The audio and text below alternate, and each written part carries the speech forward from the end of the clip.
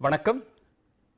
Semoli Multimedia Center is a part of Central Institute of Classical Tamil and happy to be doing this series on Silappadhikaram for them. Silappadhikaram, one of the most famous literature of the long running era of classical Tamil works. A very unique opera which involves both music and dance and dramatics as a part of it. Authored by Ilangovadigal, steeped in time, a continuous set of 30 chapters tell us a story which is so unique in several aspects. This story is based upon the life history of a couple who were hit by ill fortune, went on a long travel from the east coast of the southern peninsula of India all the way up to the west coast. I'm sure you would have all heard about the Cholas, the Pandyas and the Cheras, the three ancient kingdoms of South India. This is one special epic work that involves all the three dynasties, all the three kingdoms. The capital cities of all the three kingdoms are the venue for the changing sections in the opera.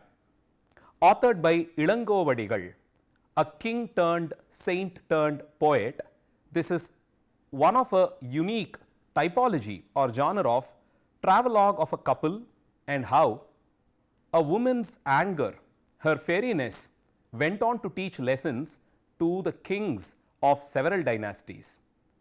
When exactly do we position the Silappadhikaram? There are a lot of arguments on that. But even before Silappadhikaram happened, Tamil literature has groomed into one of the most richest land of language. Let's take for example the Sangam anthologies. Generally, historians, literarians accept a time period starting somewhere around the 3rd or the 4th century before Common Era till the 3rd or the 4th century of the Common Era. That runs almost close to 700 odd years, and that is widely believed to be the time period when all the major anthologies that we proudly bring under the title of Sangam works were authored. The Tamil Sangam by itself is a unique academic body. It had functioned from Madurai, an information that we come to know through later period copper plates issued by the Pandyas. Madurai, this very ancient capital city of the Pandya dynasty, was the venue for the Tamil Sangam, an academic unit of which scholars, poets and poetesses were members. Apparently, according to tradition, they all gathered there, met as a congress once a year during the spring season, and exchanged views, discussed upon their works, presented their poems, argued upon it before approving it. This kind of a literary society, which was active and functioning roughly 2000 years back, is a very, very special aspect of the Tamil language. We hardly get to see an association in which scholars were brought in together once in a while and works of different scholars were discussed and debated upon. That way, the Sangam had functioned in a very, very peculiar way. And every time the poets gathered, works were discussed, and once approved, the works gets documented as something that is worthy to be displayed as a part of the Tamil Sangam or the Tamil Literary Society. Such a scholarly venue Madurai was, and several works were brought out there. The Rangapravesam, or the first presentation of several such grand epics of Tamil literature, have happened as a part of the Sangam. These are not backed up by archaeological evidences, but we do have later period literary evidences and a few copper plates which talks about a unit which functioned like this in Madurai, which was ideologically called as the Tamil Sangam. And in the Tamil Sangam, these anthologies, 18 in number, which are broadly classified as the Ettutthogai and Pattu Pattu, the 8 volumes, the collections, and the 10 individually titled poetries, they were all brought out. So, if you have to get classified, if a work has got to get classified as Sangam literature from the Tamil lore, it has got to be within the list of these 18 anthologies. That is how special the Tamil Sangam is. And this was the time period when poems authored by people from various walks of life, different parts of the society, men, women, young and old were all a part of it. People practicing different professions were all a part of it. You have doctors, you have kings, you have queens, you have saints and bards who have all been a part of the long list of poets and poetesses who authored such beautiful poem. Above all, unlike any other classical language, a unique aspect of the Sangam literature is classifying the poem based on the feelings that it expresses. Feelings and emotions have been categorically classified into two variations, the Agam and the Puram. Agam, which literally gets translated into something that which is inner, interior, emotions that were very, very private, emotions that were close to your heart, emotions that were a part of your inner self. Basically, love, love lost, and anything to do with such very, very intimate emotions gets classified under the Agam genre. Then you have other aspects and qualities that can be sung out loud in public, like valor, brilliance, education, charity, the society, the norms which govern the society, on kings, war, whatnot. All of this gets classified as Puram, or that which is exterior, that which can be proclaimed with such boldness. The intimacy part is not therein. So the poets came out in public to advise kings, appreciate them, hail them, and such aspects get classified as the Puram genre. So this way of classification of emotions based on how intimate they are or how public they can be made is a very unique aspect of Tamil Sangam literature. And it does not just stops with the classification of emotions alone. Each emotion was bound by a landscape. Love, for example, has different stages: meeting, falling in love, missing each other. The hero there goes on a long tour for a war or to earn money, and there can be also cases of love lost, a failure in love. So these are the various stages in love. Each of it is accompanied by a suggested landscape background. Emotions have their own way that it paints a picture from within. The authors back then found out such frames in the nature itself. For example, when the lover had gone, when the hero had gone on a long tour, say to fight war or to learn or to make money, promising his heroine that he'll be back soon, that emotion of missing him is something that's very intimate to her. So the landscape that is suggested is the coastal region. Imagine an ocean in front of you, you by its side, the sand dunes around the ocean, and a vast open sky in front of you, with a horizon line somewhere far there. Now that is the kind of vast emptiness with which she faces herself from within, awaiting him, that call from him, a message from him. And interestingly, sometimes they also promise that probably this would be the season I'll be coming back. So she sits and waits for that season to come back. And if it is the monsoon, it's even more draining. The melancholy of the weather during monsoon bothers her very much. So these emotions are accompanied, coupled up with such landscape detailing that the poetess or the poet there sings through the voice of the lady love. Similarly, love, lovemaking, lust, all of this forms its own prescribed landscape based on which the poem is structured. And when we talk about landscape, it is incomplete with the specific flora and fauna, the specific source of water, the specific kind of people, the specific kind of deities that they worship, their food, what they drink, their activities, occupation, recreation. Each of it has been so beautifully brought in together, woven together as this very rich, colorful fabric of singing the 5 different landscapes, mixing it with specific emotions of love. Now that is all about the Agam part. Then you have the Puram, the exterior emotions that are external. So there you have battlefields, you have agricultural lands, and much more.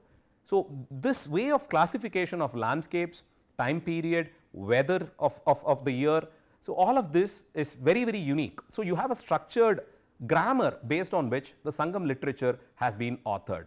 Several communities, traditional people practicing traditional occupations, they've all been identified and introduced for their lifestyle.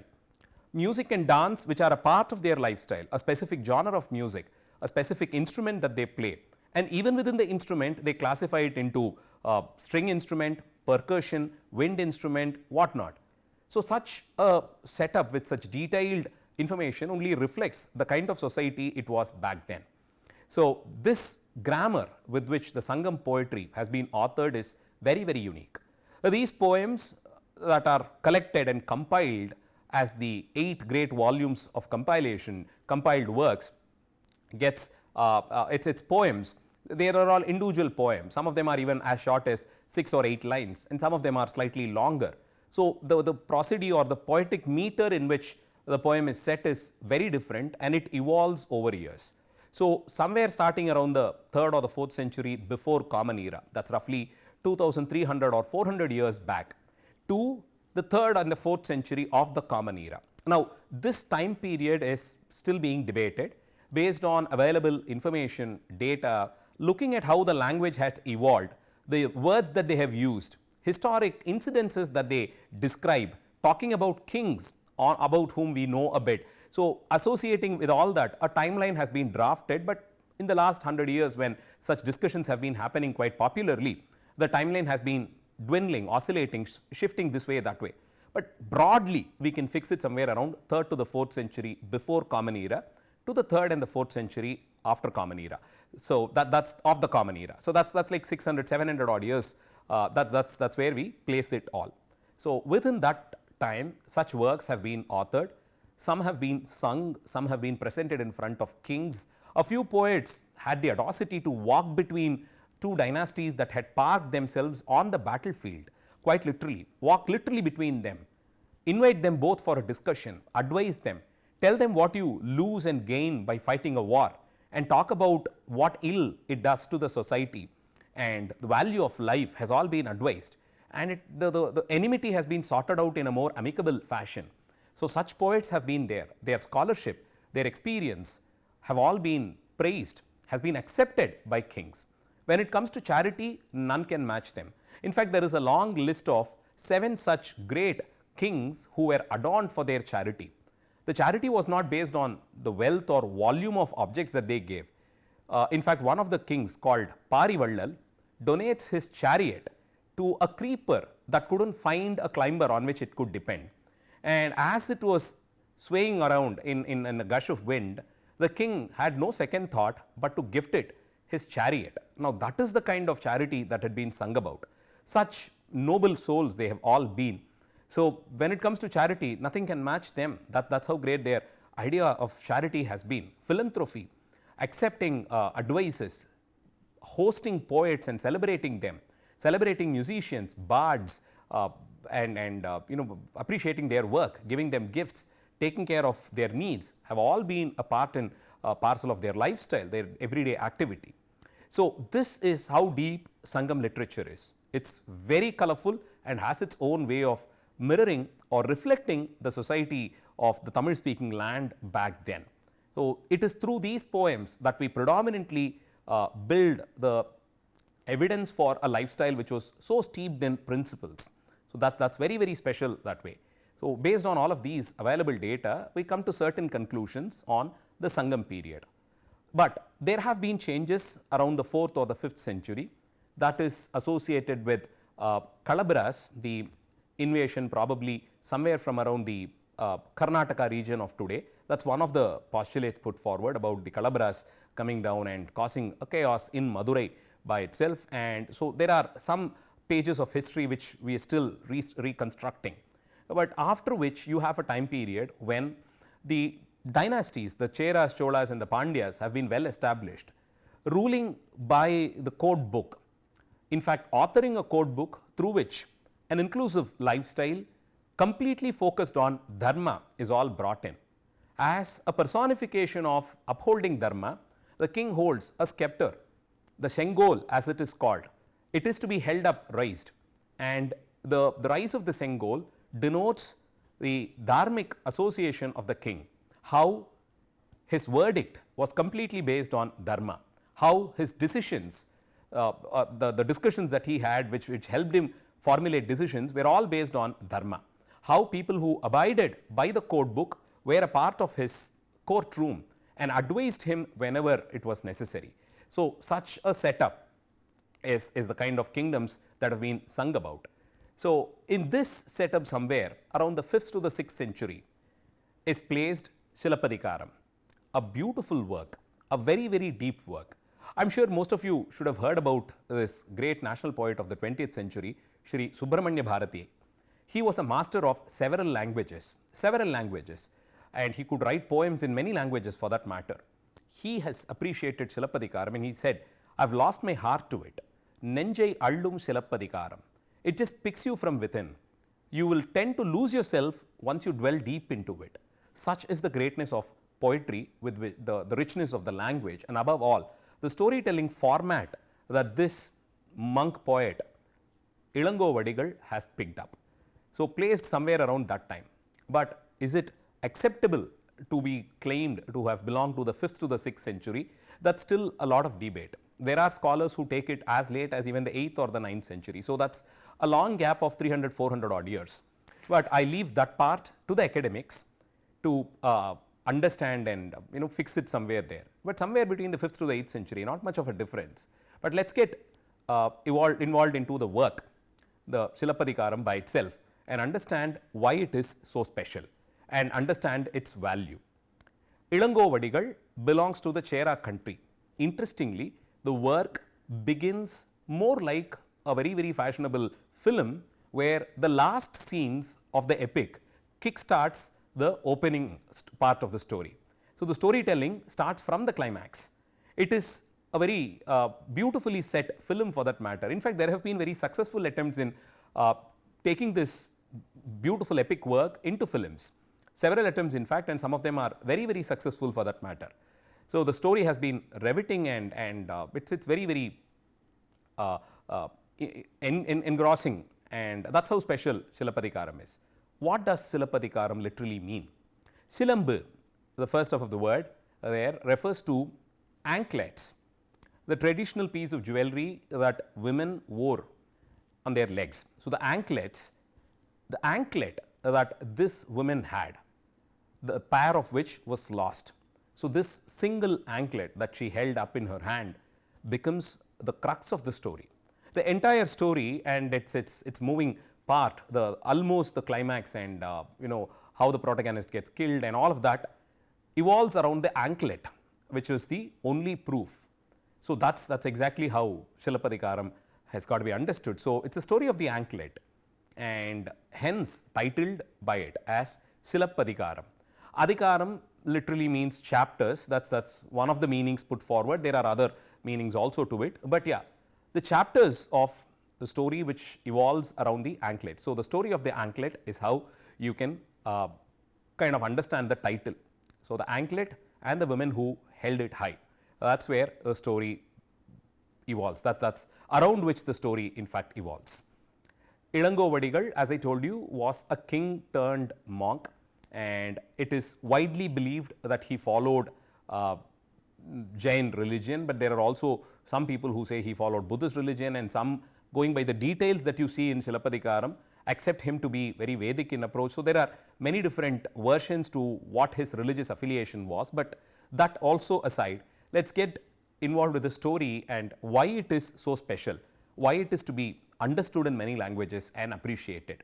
If you are keen in understanding the richness of Tamil culture, what makes it unique and how it was a part of the whole of India's dharmic culture and the regional differences that it had, it helps you understand the way of life that our ancestors had back then. That way, Silappadhikaram is quite a unique work, all set around an anklet and the women who wore it. With that introduction, I would like to sign out, and the next episode will be on Ilango Vadigal and a one-liner of the entire epic. Thank you.